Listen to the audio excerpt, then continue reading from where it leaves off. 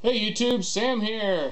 Well, million views. That's pretty cool. I think I got a little over 1,300 subscribers, and now I got 1,000,000 views. That's pretty awesome, and I want to thank all of you, and especially my subscribers. When I do my videos, yet again, the only reason I do them is for people like me that are kind of doing it themselves. I don't necessarily do everything 100% the way a professional might do it, but the way I do it I know usually works, and if it doesn't, I'll tell you. So I just want to really thank everybody out there for that 1,000,000 views. That's pretty cool. I know it's taken me a little while to get here, but it's still one of those stepping stones that you're kind of proud of as a YouTube person. So although I'm proud, yet again, it's all because of you guys, and I really appreciate it. Thank you very much. I'm hoping is getting something out of it, and figuring out that they can do it themselves. That's my biggest goal, is to make people realize that there is nothing you can't do short of anything. I mean, even rocket science isn't that hard. I've sent rockets up myself. You know, it's gunpowder and electricity in a way. Rocket science isn't even that hard. Yes, getting into the math of rocket science and you know, making sure everything goes where it's supposed to go, that's hard. But shooting a rocket in the air, it's just fun. So don't let anybody tell you you can't do it. I don't care, male, female, young, old, whether you think you're smart or not. I'll tell you right now, I'm not the sharpest tool in the shed. I've done some pretty stupid things, but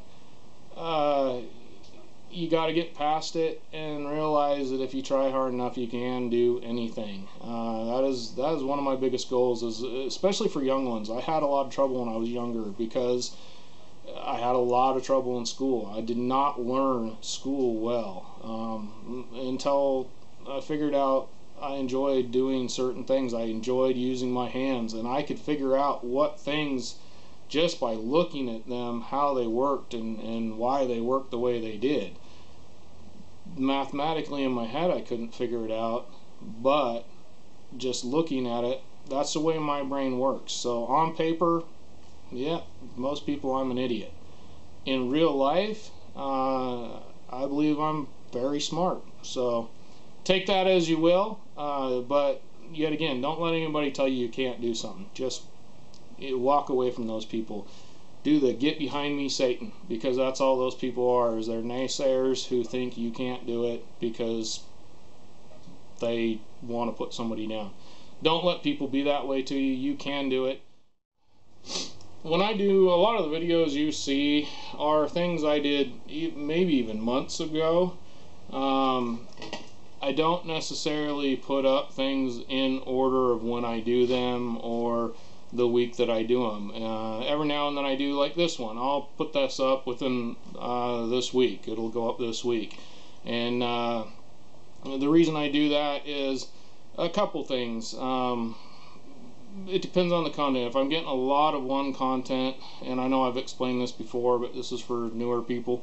If I get a lot of content that's all the same thing, I like to break it up and throw something else in. Some of my videos are just quick little look at this, or this is how you do that, and I don't feel that that's maybe enough, so I'll throw 2 videos in during that week, just to kind of break up my videos. As if you're a YouTuber especially, you'll realize that after a while you do start kind of not necessarily running out of things to show, but more, I would say, running out of things that people want to watch, I guess. There's always those few people that are really happy about those little minute videos that you didn't think were going to work out. Some of my better comments are from videos that I really was surprised that anybody watched them. So it's kind of funny how things like that work out. But anyhow, that's a little bit about, you know, what I do. Shout out. I got a shout out for Country Boy 11. I hope I got that right. He asked me to give him a shout out. First person to ask me to give a shout out, so I'm doing it. So that's for you, Country Boy 11.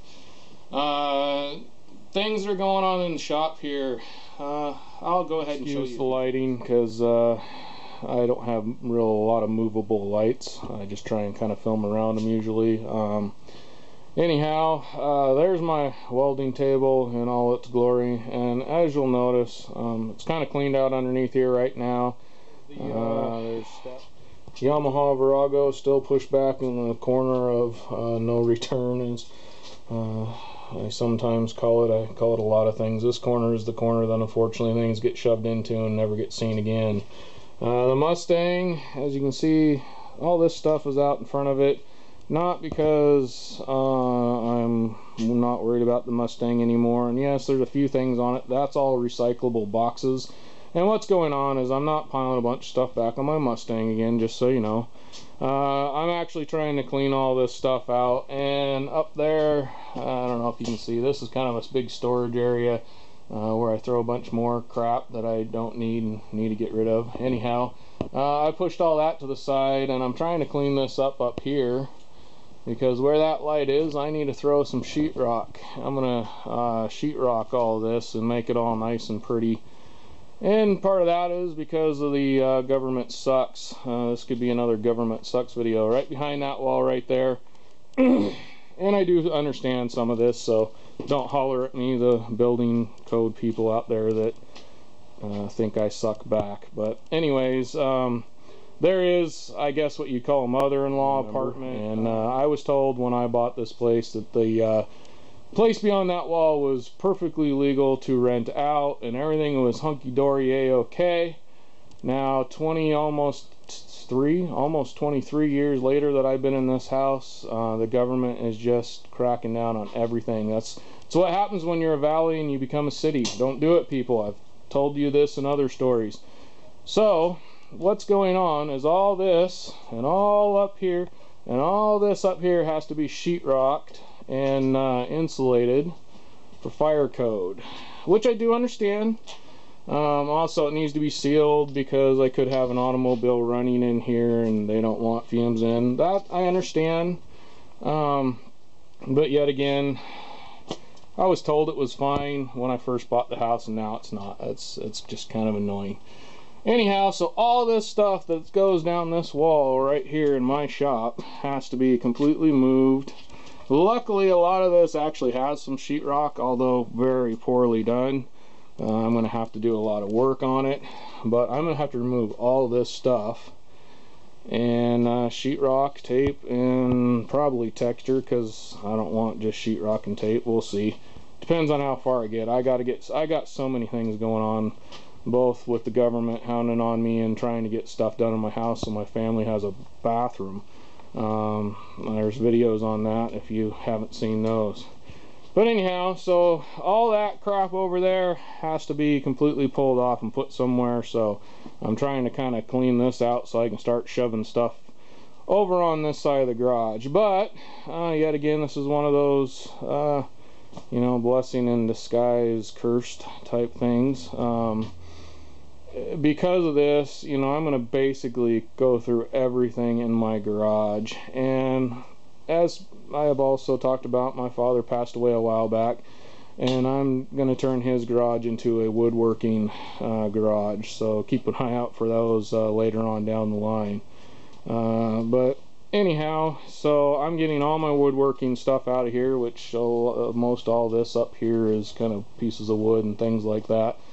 And a lot of the stuff over here is going to be stuff that's woodworking stuff that's going to all go over to my dad's place. And then this shop right here will be nothing but metal work, body work, paint work, automotive work stuff. And my hope is that I can actually put it back together after I pull all this apart, and have space for that Mustang right there to be worked on all the way around, sitting about where it is, maybe a little bit further over, and still have room here to work on whatever project that, because I own used and abused cars, I need to be able to work on them whenever they break, or at least do an oil change or something like that. So hopefully in this bay I'll still be able to do that. But that's going to involve moving all this stuff over here. Because I found, although I like this stuff over here on a normal basis, it's just too tight in between the Mustang and that stuff, especially if I'm working on my truck or anything real wide. So that's where I'm at. Hopefully you guys are still with me on this video. I'm going to thank you all one more time. Thanks for the 1,000,000 views. Thanks for my 1,300 subscribers. That was my chair, I promise. You know, just thank everybody. The ones that just come and watch my channel and enjoy it whenever they want to, or just click on it because it's something they're interested in. I appreciate all those types of people. Jack of all, master of none. You all have a good one.